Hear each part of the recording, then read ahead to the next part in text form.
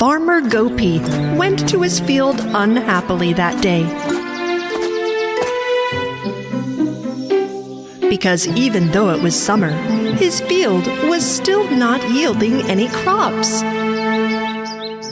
Oh, my field has not yielded any crops today either. What am I going to do now? If I can't deliver crops to the kingdom, I'm gonna be in trouble. One day, just as Gopi was about to give up digging on his barren fields, his shovel hit a hard object. Huh? What's that? As he continued digging, he realized that it was a pot. What's a pot doing in my field? And it's empty inside. Gopi was very unhappy that he had spent so much effort with no reward. He dropped his hoe in the pot and lay under a tree to rest. After a while, when he wanted to take his hoe to return home, he realized that there were 100 more hoes in the pot. What? How can this happen? I only had one hoe. Gopi emptied the pot full of hoe, and this time put his shovel in it. But what is that? Another 100 shovels immediately appeared in the pot. Or is it this pot? A magic pot? Who would have thought?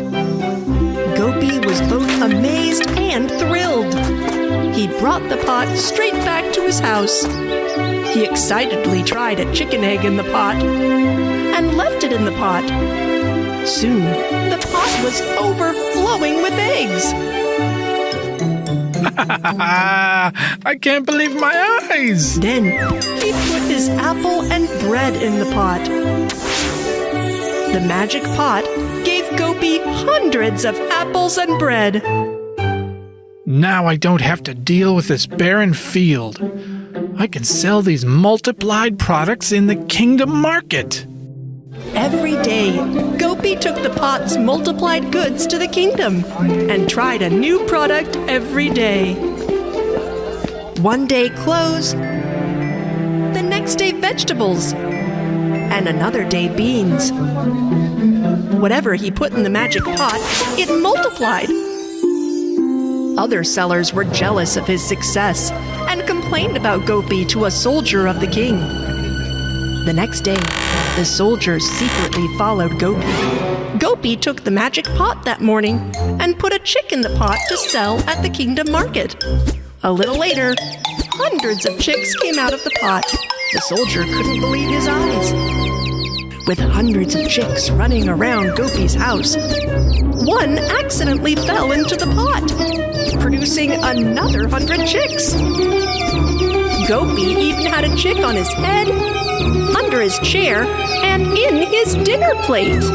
The soldier immediately went and told the king what he had seen. The king ordered that Gopi and his magic pot be brought to him immediately. Gopi went before the king, and the king confiscated the pot from him for the kingdom's treasure. Gopi was very upset. Let me take a closer look at this magic pot that will enrich my wealth. The king approached the magic pot and bent down into it. My king, be careful, please. But just then, the king slipped. He could not keep his balance and fell right into the pot. No! The king has fallen into the cauldron! Oh! In just a few minutes, 100 more of the king had formed in the hall. The soldiers were confused about who to obey. Kings were fighting each other for the throne, each claiming to be the real king. I am the real king. No, it's me, the real king. No, I am the real king. Shut up. I am the king. When Gopi realized how dangerous the magic pot could be, he sneaked out of the palace during the confusion and took his pot with him. He went straight to a cliff and threw threw the magic pot off the cliff. The pot disintegrated into pieces and disappeared. From that day on, Gopi's field began to grow crops once again, and Gopi understood that the land became fertile not by magic, but by labor, and he lived in wealth forever. The Lion, the Mouse, and the Sleepy Bear. Once upon a time, in a lush forest, there lived a small mouse. There was a huge bear who lived in a neighboring cave. The big bear, who had hibernated months ago, was still sleeping and snoring loudly. The little mouse went to him one day to wake the bear up because he could not sleep all winter due to the bear's noisy snoring. Mr. Bear? Hey, Mr. Bear! Hey! Summer has come. You can wake up any time now. However, the bear still did not wake up. The little mouse came to the bear this time with a bugle. He blew vigorously into the bugle. But the bear continued to sleep. While the little mouse was wandering sleeplessly in the forest, he met several animal friends. What happened, little mouse? Why are you sad? Ugh, don't ask, guys. All winter I could not sleep because of the bear snoring, and he still won't wake up. Maybe the lion can help you. What? Why would I go talk to him? Because the lion roars so loud that everyone jumps up the instant they hear his loud voice. Though the little mouse was a little scared by the thought, he went to the lion, the king of the forest, to request his assistance. The lion was sleeping in front of his cave. The little mouse was terrified when he saw the mighty beast, so he decided to give up his plan and go back home. But when he accidentally stepped on a branch in front of him, the big cat woke up and a tiny, trembling voice reached his ears. What's that noise? What are you doing in front of my cave? Well, king of the forest, sorry to wake you up. Well, I, came to ask for your help. You're not even big enough to be considered snack size, little mouse. Why should I help you? Dear fearsome lion, you have to wake up my neighbor, the big bear, who won't wake up from hibernation. Nothing I do seems to wake him. Since I am small, I have a little voice. But one roar from you can solve everything. I don't have time to spend for a tiny, little, useless mouse like you. I am king of the forest. The lion walked away without helping the mouse. He went to a corner where no one could see him. He leaned against a tree and started to itch like crazy.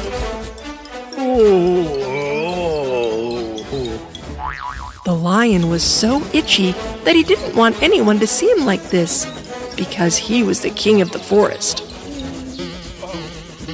The little mouse, on the other hand, was coming home sadly and heard wheezing from the depths of the forest. Back is so itchy. He went to where the voice came from, and he saw the lion. Moreover, the lion was itching himself non-stop and looking rather silly in the process. The mouse immediately approached the lion. When the lion saw him, he stopped itching, but it was clear he was still in pain and discomfort due to the itch.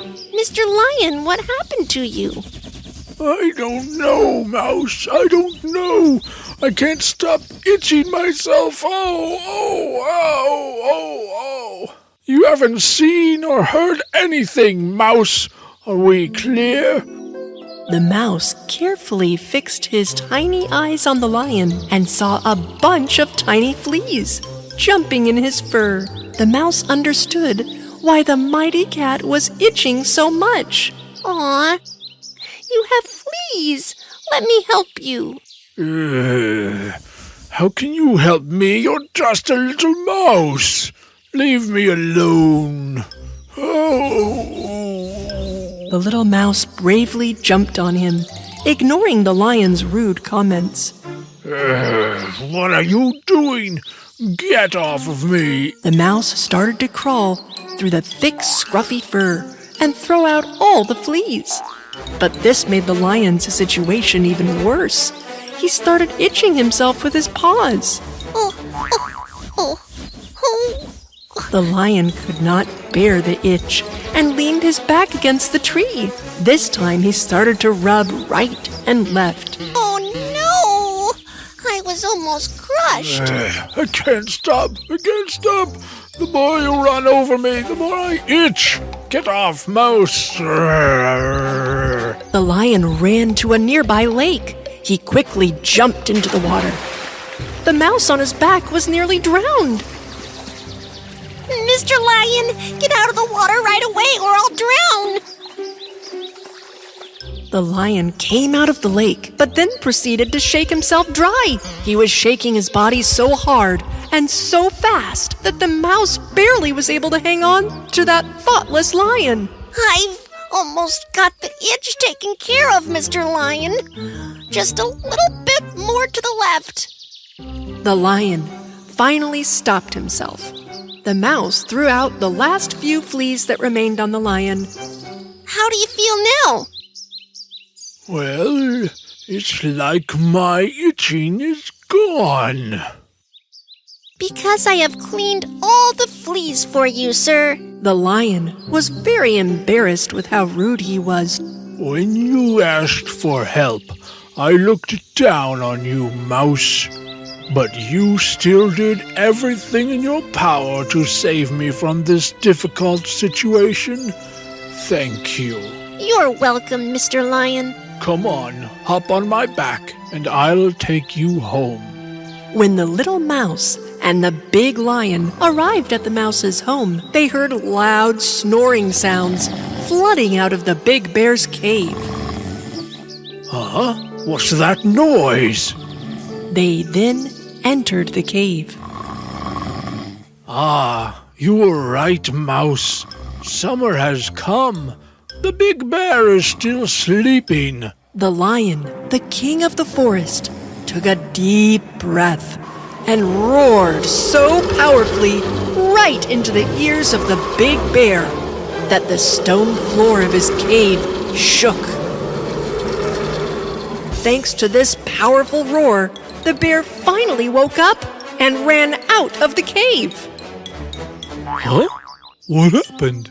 Is there something wrong? What happened? Did the sun come out? Is it summer? Where is it? While all the forest animals laughed at the big silly bear.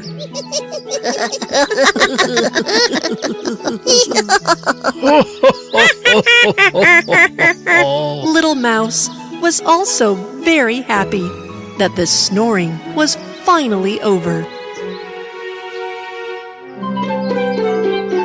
While the mouse, one of the smallest members of the forest, was having a pleasant breakfast, his door started to be knocked as if it would break.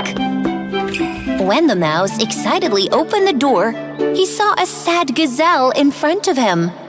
"Oh, Mouse, you must help me! Something very bad has happened!" What's wrong, Gazelle? The lion! The mouse began to tremble as soon as he heard the lion's name, because he was very afraid of him. "Since I am the king of the whole jungle, this is my home too," he said, and took my home away from me, and I am homeless now. Everyone I asked for help to get my house back got scared and ran away. Because he's a lion. We're all afraid of him. But you are not like others, Mouse Brother. You are braver and smarter. Please help me. After some thought, the little mouse agreed to help his friend. They set out together. The lion was indeed in a deep sleep in the gazelle's garden. The little mouse wanted to nudge the lion with his giant paw to wake him up. But when the lion moved, he immediately backed away in fear. This time, even though he tried to wake him up by shaking his mane, the lion was snoring so much that the mouse was covering his ears and stayed where he was because of fear. While the little mouse was looking around for a long, thin stick to wake the lion, his tail touched the lion's whisker. The snarling lion suddenly awoke. Achoo! The lion, angry that he woke up from his pleasant sleep, came face to face with the mouse. He got up from where he was lying in anger. Why did you wake me up? Or did you bring me food? Huh? Tell me! Food? No, sir. How dare you enter my garden? Gazelle, sir. What happened? She's fled to the mountain. Then you should run away too, because now I'm going to devour you! With a roar of the lion, the little mouse was dragged far away from him. The lion continued his sleep from where he left off. The next day, the mouse mustered up his courage and went back to the gazelle's garden.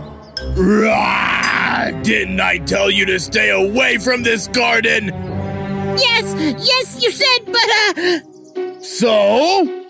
I was going to ask you if you've, seen the house the hyena built for himself? What's wrong with his house? It's much bigger and more majestic than yours, and it has a huge garden full of trees and beautiful grasses all around. Oh, really?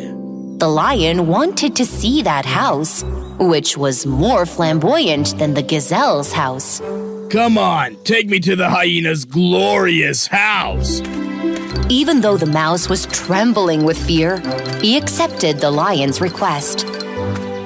After a while, they finally arrived at the hyena's house. However, there was neither a magnificent big house nor a garden full of trees. The hyena's house was just a small and very ordinary hole.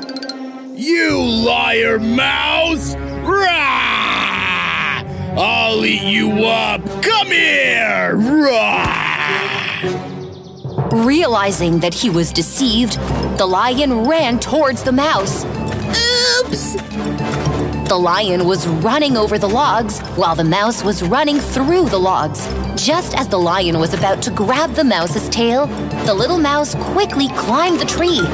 Please, King of the Jungle, it's not my fault! I just wanted to help Gazelle! The lion got even more angry and started shaking the tree with his giant paws. Hurry down, you little mouse! Rah! While the mouse was about to slip between the lion's paws on the swaying tree, a flock of hedgehogs got entangled in the lion's feet. Get off! Although the lion tried to get rid of the hedgehogs, their thorns kept stinging. Taking advantage of this, the mouse jumped from the tree into the middle of the hedgehog herd and escaped.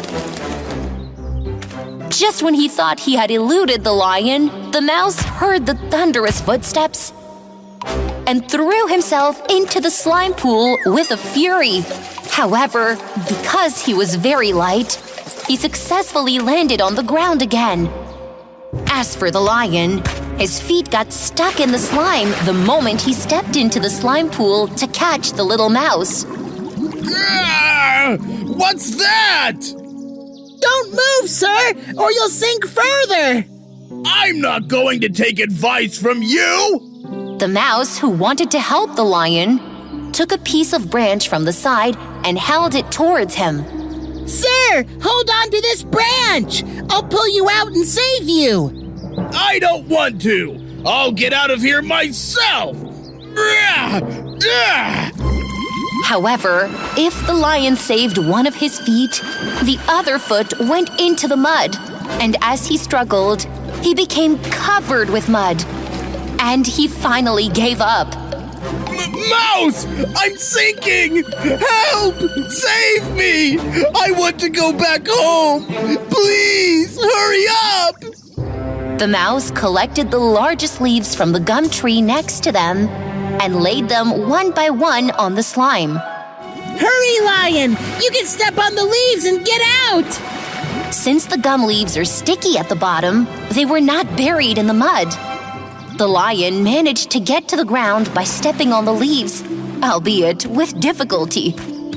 Oh, Mouse, I would have never survived if you hadn't thought about these leaves.